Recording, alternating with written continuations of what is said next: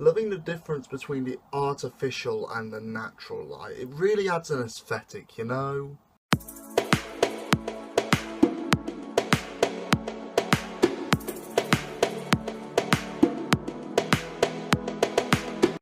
Hey all you Hillmaniacs, it's Hillmanator. That intro, by the way, was animated by my mate Elitist Stone. He does these great stunt videos for games like GTA 5, for example. Those are most of the things that I've watched of his, but he's really great at it. I'm going to leave a link at the end of this video and in the description box, so if you want to check him out, then please do. Regardless, today I didn't know what I was going to film. I've been really busy with essays all throughout the week, that's why this video has taken so long to produce, but I finally came up with an idea. I've already gone through every season of Doctor Who. Not very much in depth, so in future I could potentially expand on it, but I don't particularly want to do that right now. And the other shows that I'm watching, I'm not familiar enough with the work in order to actually give a comprehensive review like I did with Doctor Who.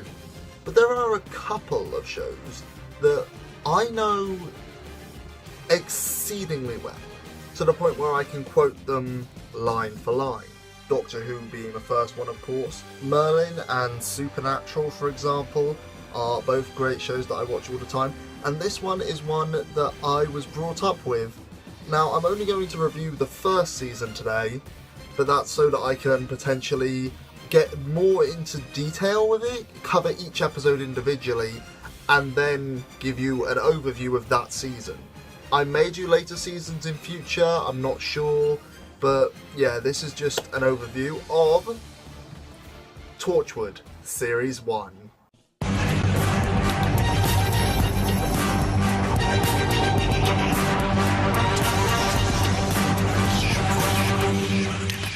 Yes, we're sticking with the Whoniverse.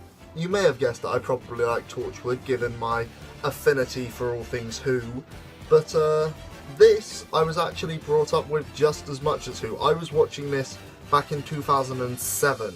For those of you who aren't in the know, Torchwood is the Doctor Who spin-off that started around season 3 in Doctor Who's universe, or in 2007-ish. It's a far more adult series. It's based around a team of people set in Cardiff in the early 21st century.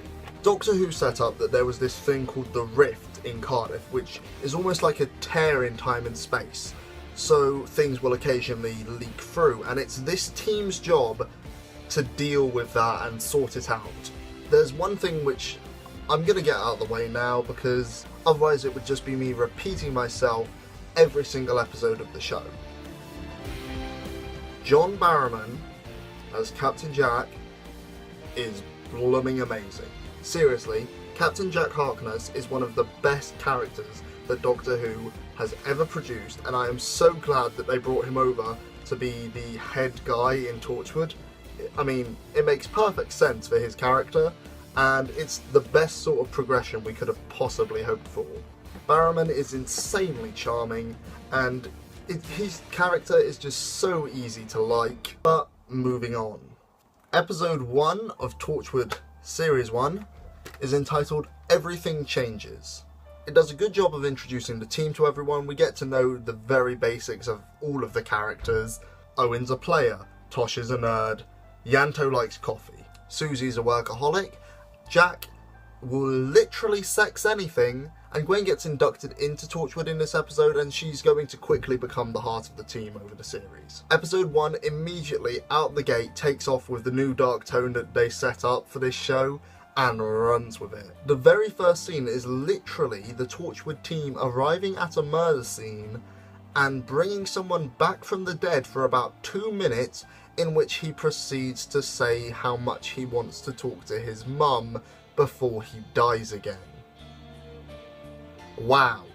The twist at the end as to who is doing the killings and whatnot, I personally would say is predictable, but then I'm not sure how predictable it truly is, because the only reason I think it's predictable is because I've watched it for so long that to me it's obvious. Now, I would try to keep the twists secret, but it kind of comes up in one of the later episodes, and it's a bit important, so I'm afraid I'm gonna have to spoil the end of the first episode for you. So, Susie. Yes, Susie Costello. I mean, we didn't know her too well, but I guess it makes sense that she would be the killer. I mean, if she's the most hardworking and she wants to practice with the glove, which we see earlier in the episode. Okay, I'm fine with that. And of course, the episode ends with her putting a bullet through her skull. Not the most pleasant way to go, but as I said, this is Torchwood. We're going to get into some dark material here. Those of you who've watched episode 2 know why I'm doing this. Overall, I would give Everything Changes a 7.9. Now, episode 2 is called Day 1. Episode 2 gets a lot of hate from people because of the premise. So, let me get it out there. A sex monster from outer space comes and possesses a woman so that she will have sex with people, and then she can absorb the orgasmic energy which kills them. And the Torchwood team have to stop her.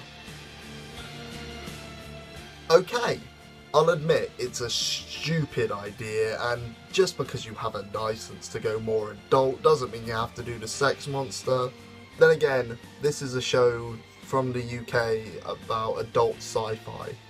I'm pretty sure every adult sci-fi show from the UK has done the sex monster at some point. Day 1 sets up an interesting dynamic between Gwen and Owen, which will be expanded on later, but as of right now, it seems like they really don't like each other. Tosh and Yanto are very much in the background in this episode, which makes perfect sense given the way the series is going to go with both of those characters. Personally, I feel like Day 1 gets a lot more hate than it should. It actually does raise an interesting point when the sex monster is walking through the streets of Cardiff, which, I'll admit, I didn't particularly notice when I was 7, but looking back on it now, and also having watched the director's commentaries on it, it's certainly more obvious to me now, which is the relationship of sex and commercialization. This episode does tap into that a lot and tries to demonstrate how sex is used as a commodity almost in selling something, which is why personally I can't really say that Day 1 is as bad as most people do, but yeah, it does have problems. The entire plot, for example. Considering all that, I'm gonna give Day 1 a 6.5. It is still worth a watch, but it's nowhere near on the quality of what Torchwood can be. The next episode, Ghost Machine, is far superior. Ghost Machine takes what could be a very simplistic premise and really runs with it. And again, through Owen's storyline in particular, and then the end of the episode, yeah, there's a reason this was done in Torchwood and not Doctor Who. Personally, I think that Ghost Machine is one of the most effective stories. We learn a lot about Owen, and it really raises some good points about just how different he is from the guy he's pursuing. Or at least I felt it did, having watched the previous 2 episodes. It may not if you just watch it on its own, but yeah, Owen's a bit of a creep in this first season. All of the stuff that's a flashback from the past is really effectively done, and while I admit I don't fully understand how the Ghost Machine is supposed to work, that's fine. We're dealing with something in the Torchwood and Doctor Who universe. When have we ever understood how this stuff works? Jack has a vortex manipulator, which is busted for some reason, and the Doctor literally runs around with a magic wand, more or less, which can somehow do virtually anything through the power of sound. I would rate Ghost Machine an 8. And we're back to the one that everybody hates. And for a very similar reason as well. Cyberwoman is the 4th episode of the series, and it is the first one that really delves into Yanto Jones, the coffee guy on the team. Now, everybody hates Cyberwoman for one very specific reason. The suit that they choose to put the main villain in is ridiculously over-sexualized. And yeah, I can kind of agree with that.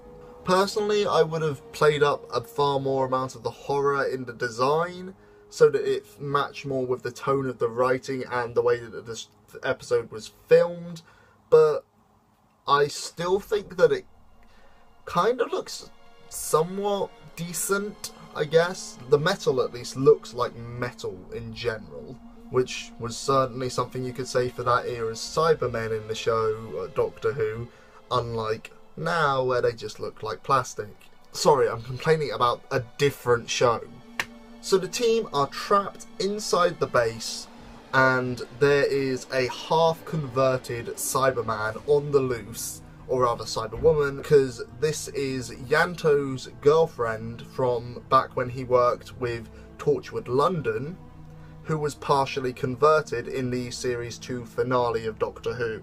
Yet they really tie in the two shows very early on in this, which personally I appreciated, being a fan of both, so all good. Now, obviously the effects have aged poorly, like the CGI. I mean, the pterodactyl doesn't look the best, but we're forgetting that this show was released in 2007 on a very small BBC budget.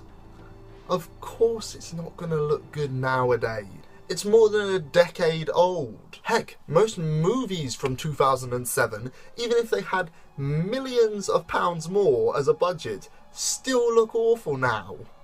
We shouldn't be surprised that effects technology has advanced, so we shouldn't judge it that harshly on it. But the practical stuff, that all looks amazing in this. The choice of lighting as like this red hue in particular, very effective. And the entire way that this episode is shot, it's far more like a horror than the first three, and personally I was really down for that. I feel like the strength of the acting on this episode is really on display. Yanto's monologue, where he goes on about how no one has even asked him about his regular life. Right here, bro. Right here. And the thing is, it's even more effective because, as the audience, we haven't been paying attention to Yanto. We barely know him as well. We've been focusing on the main group, Jack, Gwen, Owen and Tosh. Although, to be honest, Tosh is a bit in the background as well. And yet we barely know Yanto at all, so to have this sort of subversion that happens is very effective. And if they had have waited too long to do it, then it may have caused more problems than it actually did. So I would have done it exactly like they did, except maybe play up the horror elements in the design of the Cyberwoman. I don't think this episode really deserves all the hate it gets, so I am going to give Cyberwoman a 7.9. Now, Small Worlds is a very effects heavy episode, so those dated effects that I mentioned just now, yeah, they're gonna play into this a lot. And I'll admit, while I can let it go for most episodes with stuff like the pterodactyl and whatnot, the fairies, they didn't look good, even for 2007. Yeah, I'm gonna pick on those a bit. So this episode shows Jack having flashbacks to, I believe it was 1916 in the episode. I'll double check and put the proper date down here. But basically he's having flashbacks to when he last encountered this weird, almost extra-dimensional race which he calls the fairies. And it turns out that they are back in this episode, and they are coming to collect a child and take that child away. The team, of course, don't want to lose an innocent child to these powerful extra-dimensional beings, so they're going to do their best to stop them. but how do you stop something so insanely powerful? I really like the development we get with Jack, where we learn about some of the stuff that he's done since the end of Series 1, because prior to Torchwood we hadn't seen him since then, and I don't know, I really like the storyline of him and Estelle. Some of the acting is a bit over the top in this one, in particular the mum and the dad of the kid. The child herself isn't actually too bad. I don't know the actress's name, but she does a pretty good job considering she's a child actor. I mean, she genuinely manages to freak out the audience a bit. So, you know, considerably impressive for a child actor. I did really like Small Worlds, but unfortunately, as I said, the effects, even for their period and the budget that the show is on, were not up to snuff. So I'm going to have to lower Small Worlds in the rankings. I still think that it's far better than Day 1, but I wouldn't put it on the same level as, say, Everything Changes or Cyberwoman. So for that reason, I am going to give Small Worlds a 7.5. Now we get on to my favourite episode of Torchwood. Not just from this season, but from every season. That's right. Let's go to the countryside. Just to establish, that's countryside spelled like this. Do you understand the double meaning? Gee, I wonder what this could mean. So the team travel further out into the wilderness because they're worried that the rift is spreading from Cardiff, and so they need to investigate a series of missing people further afield. This episode really plays up the horror element again, and yet it doesn't rely on the same tricks that Cyberwoman did. This time, this is the first time we really get any sort of gore in Torchwood, and it is effective, because this is the first time we see characters start to freak out about the stuff that they're facing. Gwen, for example, has a great line about how she is really scared and she doesn't understand how Jack isn't. While out in the Brecon Beacons, Tosh and Yanto get captured and they discover some really dark stuff about the group responsible for this. This episode is easily the darkest that Torchwood gets in this season, and the final moment where Gwen understands why they do it, chills every time. Also, this is where we get the introduction of Jack's theme, which fun fact for those of you who don't know the story, Jack's theme was basically composed by the music guy just going and playing to the tune of "Here He Comes on a Ruddy Great Tractor." Here he comes on a ruddy great tractor. Countryside for me is the best episode of Torchwood of all time, and considering I've already said how much I love this show, yeah, that's saying something. Countryside I would rate at a 9.8. Next up we get the episode Greeks Bearing Gifts, in which Toshiko comes to the forefront and becomes the lead for the story. She's gifted with an alien pendant that allows her to read minds. But what does she do with the knowledge that she attains? And who the heck is Mary? Yeah, this episode is nowhere near as good as Countryside, but I still think it's good, it's enjoyable. The performances in particular are pretty strong. The dialogue and the thought processes of the people that we hear through Toshiko's pendant it makes a lot of sense. And yeah, I really like how we kind of delve a little into her psychology, her jealousy of certain members of the team, and how she feels left out almost and excluded from everyone else.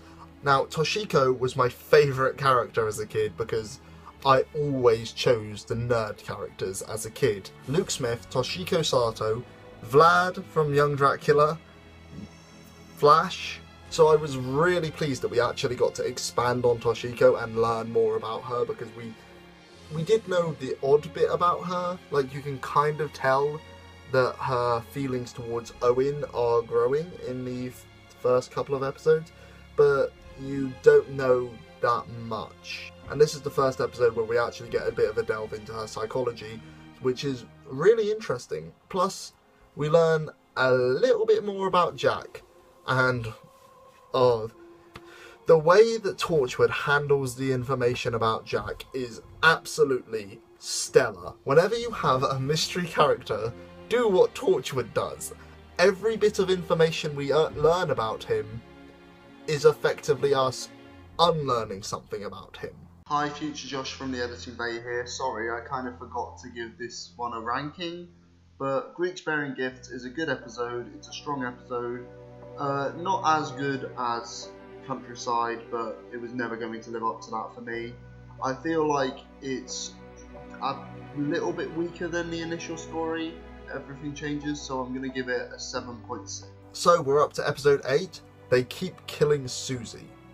There's a series of murders where the word Torchwood is being written in blood on, like, bedroom walls and stuff. Like I said, darker than Doctor Who. I love Torchwood for that. They're allowed to go so many ways that Doctor Who and other shows just can't. And, oh, Torchwood. So, the team find out that the killings may have something to do with a former member, and so they have to try and drag this person back. But in doing so, it causes a lot of damage, in particular to Gwen. This episode really does well on expanding on the characters that we have, and seeing them interact with the former member of Torchwood is really, really fun. We learn some new things about Owen in this episode in particular, as well as Gwen. We learn a lot about Gwen and just how compassionate she is, which may ultimately be why she gets so badly hurt in this episode. Jack, as always, is a flipping boss running around with his pistol just going because John Barrowman is apparently incapable of pulling out a gun the conventional way, and he has to do it in the most awesome way possible. Yanto and Tosh aren't very involved in this one again, but to be honest, they don't need to be as involved, especially Yanto. We never really saw him interact with much of the team, so it makes sense that he wouldn't have as much of a relationship with any former members of Torchwood. And pretty much everything done with the former member, I think it's really interesting, and the setup that they built in here becomes massively relevant later. Episode 8, I'm going to give a solid 8.9.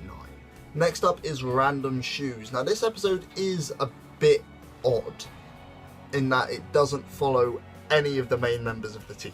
They all appear and Gwen is centrally prominent, but it's not about her. It's not even about Torchwood really. It's about what the heck happened with this random guy called Eugene and how did he die. We follow Eugene for this episode and trying to rediscover his life and death and all that led up to it. A lot of people don't like this episode as well, and I can kind of see where they're coming from. It's not as compelling as the other episodes. There's not really as much conflict. We already know that this guy is dead, and so anything that happens throughout can't really change that. We're just discovering how that happened. But equally, I actually kind of like it for that. It's a bit of a subversion, and it really shows, once again, why Gwen is the heart of Torchwood. Random Shoes isn't as good as the rest of Torchwood in general, I would admit. I would still say it's better than Day 1, but Day 1 is kind of the low point of Torchwood for most people, so that isn't really saying much. Overall, I would give Random Shoes a 7. And so it is time for what I consider to be the most heartbreaking story in the entire season. We're up to Out of Time, episode 11. So a plane from 1953 is flying over Cardiff when they accidentally travel through the rift and end up in the modern day. And there's no way for them to get back. There were 3 people on the plane, and each of them gets grouped with one particular Torchwood member, with Tosh effectively not being in this episode. And Yanto, he has some funny lines, as per usual with Yanto, but he doesn't really get involved. There are really 3 storylines going on here, which is those of Gwen and her person from 1953, Jack and his person from 1953, and Owen and his person from 1953. Personally, I always found Jack's the most compelling. It's about a man who can't accommodate this new life. He was happy, he had a life back where he was, and he can't handle the change. And personally, I found that really compelling, and the way that it ends is just superb.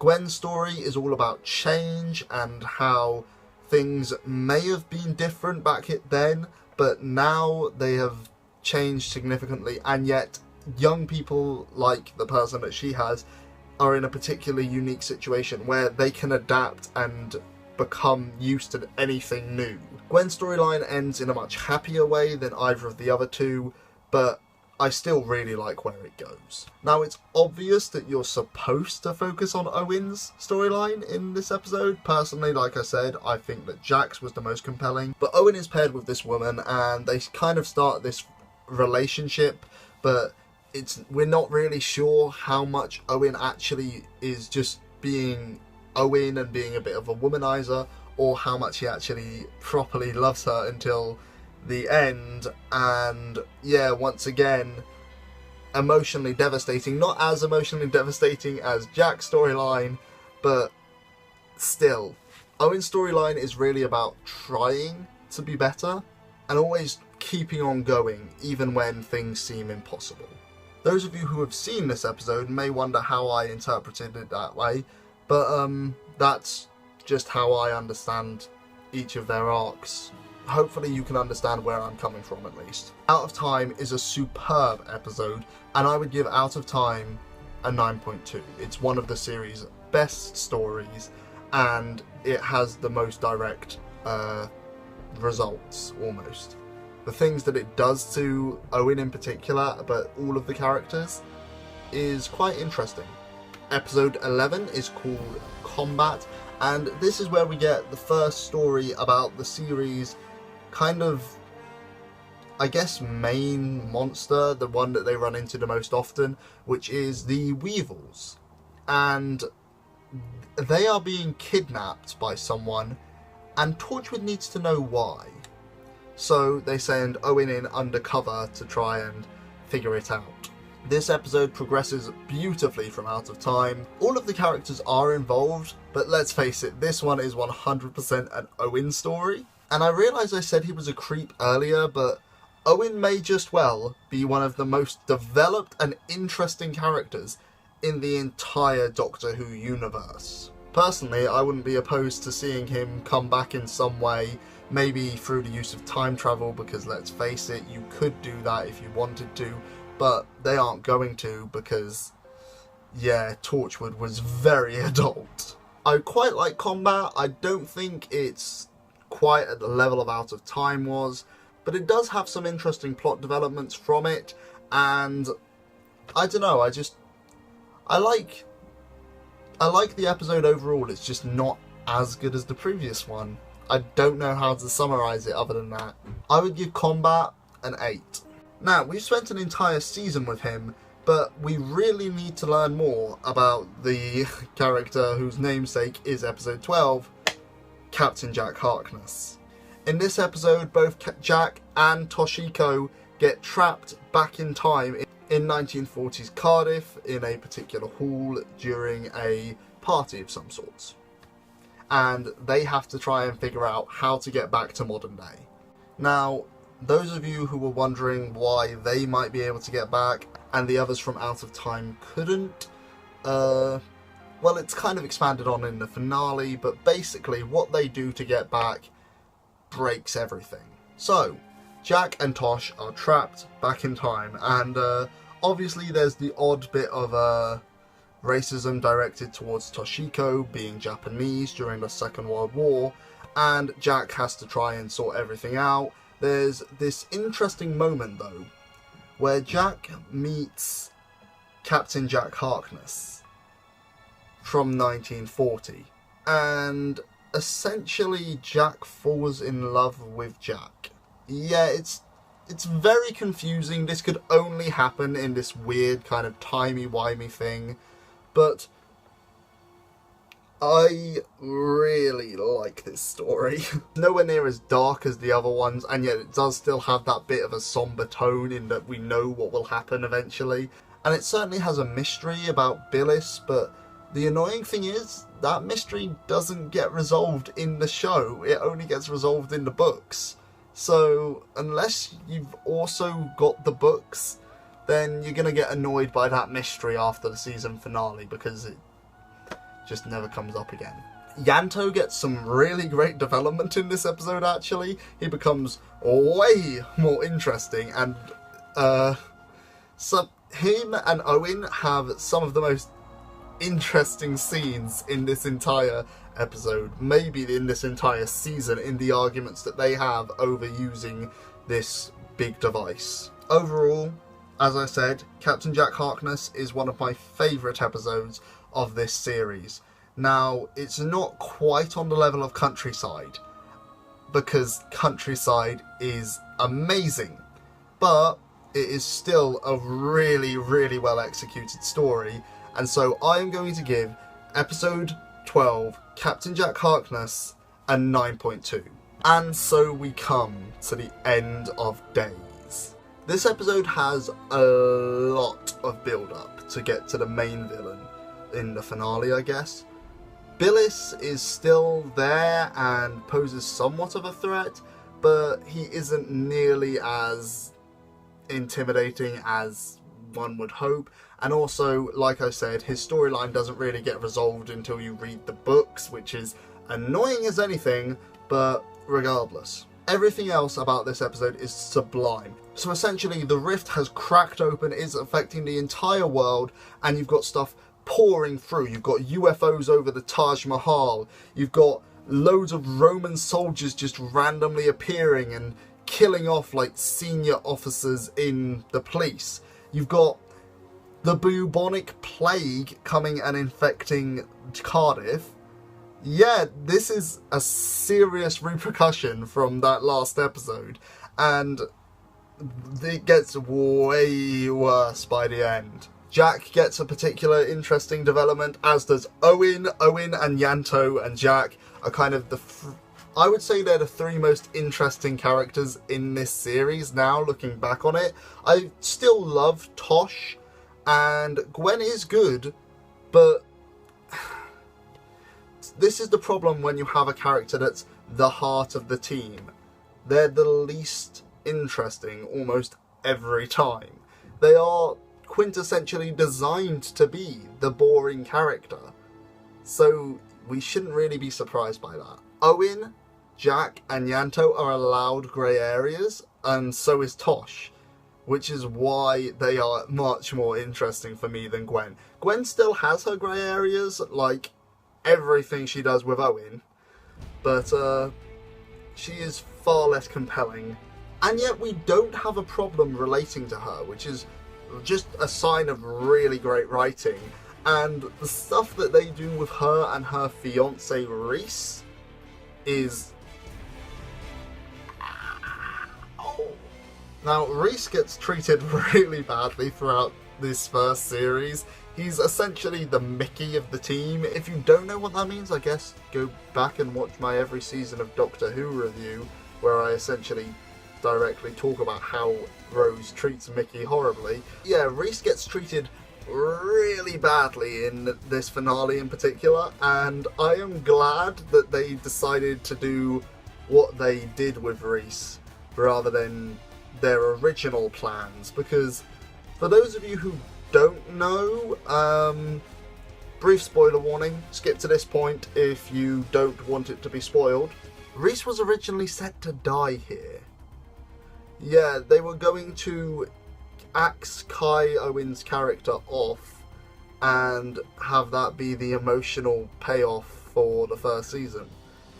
And I am so glad that they didn't do that, because Reese becomes so much more integral into the show, and Reese is just amazing. In all honesty, I wish we had more time with Reese in the show than we actually get. And I do realise he becomes more important in the later seasons. As I said, I've watched this show, I know everything about it. But it's... Reese. End of Days ends with one of the characters being potentially dead, but we all kind of know that that character is going to come back, so it doesn't have as much resolution as one would have hoped that it does, but it's still pretty well shot and lit. But that scene towards the end with Gwen and the supposedly dead character, we all know precisely what's going to happen because of previous rules that they've set up within the show. Hi to everyone who just jumped forward in time from earlier. End of Days is a brilliant episode, don't get me wrong, but it's not on the level of Captain Jack Harkness or Out of Time. I think people get a lot of grief for the same reasons that they do with Cyberwoman and Small Worlds, which admittedly I gave Small Worlds grief for this, but the CGI, yes, it doesn't hold up as well as one would like, but it still looks pretty reasonable considering the budget that they had and everything, so I'd give the CG a pass on this one and leave it for another day. The way the story resolves makes sense, so I'm happy with it regardless. Overall, I would give End of Days an 8.9 out of 10. So if we look at the trend, Torchwood has steadily been getting better over time with an average episode score of 8.1, which according to my own rating system means that it's a great show that you should check out. So that is Torchwood Series 1, all reviewed and wrapped up for you. I hope that you've enjoyed this, and I hope that I am able to cut it down from the current timing, because as of right now, I have just filmed about an hour's worth of content, so yeah, I'm gonna need to cut this down. Regardless, I hope you've enjoyed this review. I hope that you check out Torchwood and you understand why I love it so much, but even if you don't, I hope you have a great day. Okay, thanks for watching all. I shall catch you next time.